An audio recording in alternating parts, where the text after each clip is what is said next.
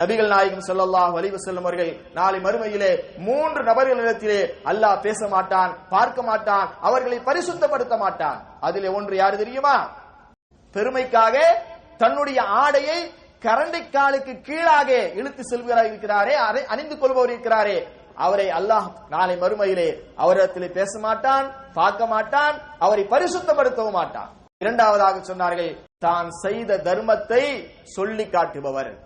நான் அது செஞ்சேன், அந்த பள்ளிவாசலுக்கு நான் இவ்வளவு தந்தேன், இந்த தாவா சென்டருக்கு நான் இவ்வளவு தந்தேன், இப்படி எல்லாம் சொல்லி காட்டுறாங்களே, இவரை அல்லாஹ் ரப்புல் ஆலமீன் நாளையில் அவரிடத்திலே பேச மாட்டான், பார்க்க மாட்டான், அவரை பரிசுத்தப்படுத்த மாட்டான் என்றார்கள் நபிகள் நாயகம் ஸல்லல்லாஹு அலைஹி வஸல்லம். மூன்றாவது நபராக ஒரு வியாபாரி பொய் சத்தியம் செய்து தன்னுடைய வியாபார பொருளை விற்கக்கூடிய ஒரு வியாபாரி. யாருங்க? பொய் சத்தியம் செய்து தன்னுடைய பொருளை வியாபாரம் செய்யக்கூடிய ஒரு